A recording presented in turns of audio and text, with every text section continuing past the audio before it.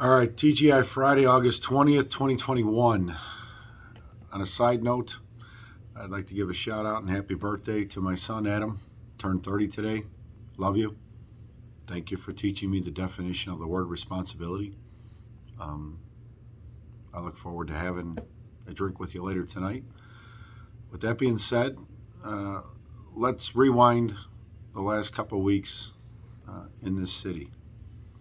Yesterday, we laid to rest our sister, Ella French, to her final resting place.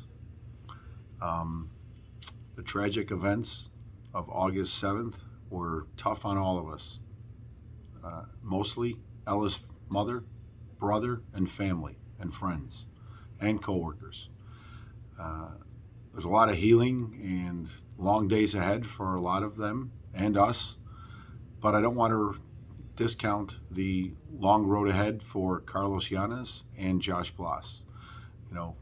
Both of them are going to need our love and support and prayers and thoughts for the days, weeks, months, and years ahead. I got a couple thoughts when it comes to Ella's services and the disgraceful conduct of some of the leadership in this city and in this department. The fact that the mayor cannot remember Ella French is disgusting. The fact that the superintendent cannot remember Ella French is disgusting. They had one responsibility: to remember the fallen, and they can't get that right. But the mayor repeatedly got the names of other people correct, whether it was Mike Brown, Anjanette Young, the list goes on and on and on. George Floyd had no problem getting those names correct. That goes to tell you where the basis of her mindset is. And then she has the gall to show up to viewing and then kneel at the wake in front of the casket as if she really gives a damn, when every member of the department knows she doesn't, and she needs to go more than ever come February of 23. And we're going to do everything we can to make sure that that happens. I just don't understand the tone deafness, arrogance, or whatever you want to call it. This is not John Catanzara's sentiment. This is not the FOP administration sentiment. This is the sentiment of the men and women of the Chicago Police Department, of all ranks, whether they want to admit it or not. I can't tell you how many people above the rank of sergeant, lieutenant, and even higher said this department is on a downward spiral. Keep doing what you're doing. Don't let them off the hook, and keep pressing. Well, that's exactly what we're going to do. And I'll give you another example. Many of us waited in line 3 hours or more to pay our final respects to Ella, and rightly so. No one's complaining, because that's just the right thing to do. But yet several politicians from this city and state felt that they were better than everybody else, and they could just walk right in, pay their respects, and be on their merry way. God forbid their days are inconvenienced for a couple hours and pretend that they really give a damn about law enforcement. I'm not even going to give them the courtesy of mentioning their names, but some of them have championed, laws against the police and have repeatedly had disparaging remarks to talk about the Chicago Police Department and then show their face at an officer's funeral. We have to figure out a way to make sure that doesn't happen. God forbid if we ever have to go through this again, which I hope. We all know the possibility is always there, but you always hope it doesn't happen. And then yesterday, during the funeral, at least 4 times, I heard Ella French referred to as the package. It's bad enough Carter referred to her as it the night she was transported to the Cook County Coroner's office. But the package, they kept calling her during the funeral. She isn't a goddamn package. She's a human being, and she's one of our sisters in blue. She's an officer who paid the ultimate sacrifice. Say her frickin' name, Ella French. Whoever came up with that terminology, the package, should be demoted or forced into retirement ASAP. Inexcusable. That's what's leading this department.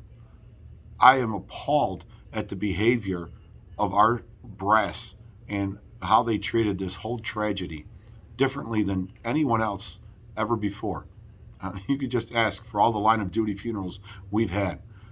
This was just botched from start to finish. But it's no surprise if you look at who's leading this department. That being said, Eric Carter needs to go. We are not going to let up on our push to force him into retirement. He should have been at least stripped of his police powers immediately. Superintendent Brown has had one clear threshold when it comes to stripping our officers since he's become the superintendent of police. And every incident that has garnered media attention and brought discredit, quote unquote, on the department, they had been stripped of their police powers. What's good for thee is good for you. If a blue shirt gets stripped because they get caught on camera or it becomes a social media event, well, then why the hell isn't Eric Carter stripped of his police powers today? It should have been immediate 2 weeks ago with his fiasco outside the coroner's office, but yet he remains in power.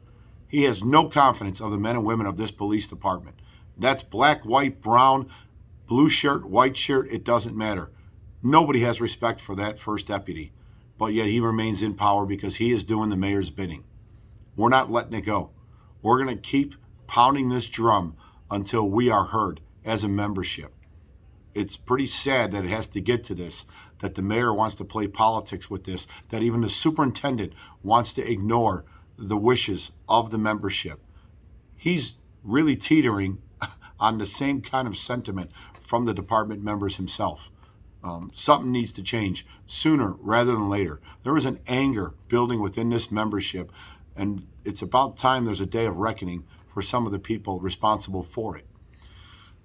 That being said, I'm going to tone it down a couple notches, and we'll revisit this as we go along.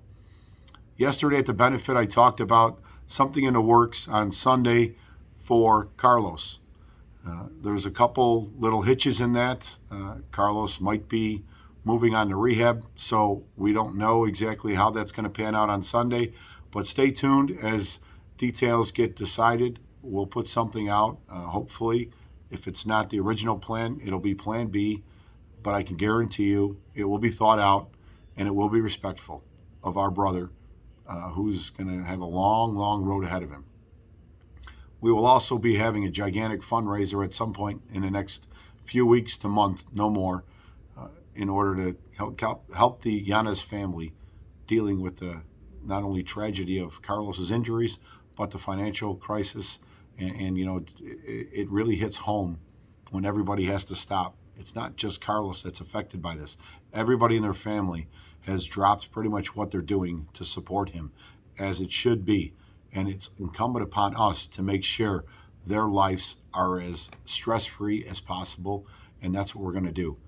But that also brings Josh into this mix. Josh is a hero.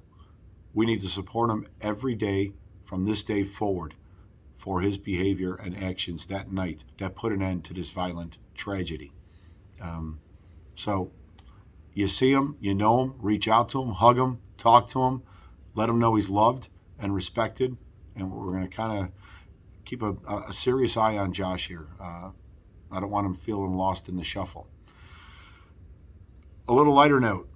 Our CPD soccer team will have a benefit game tomorrow, or I should say, tomorrow, Saturday, for Carlos. Tonight at Impact Field, our CPD Knights will be playing the Illinois State Troopers at 7 o'clock. Gates open at 6. All proceeds go to the Police Memorial Foundation. We will have Ella French t-shirts out there for sale for anybody that wants one of those. Come out, have a good time. You know, we all know that these tragedies are a sad reality sometimes of the job, but we have to also move on with our lives.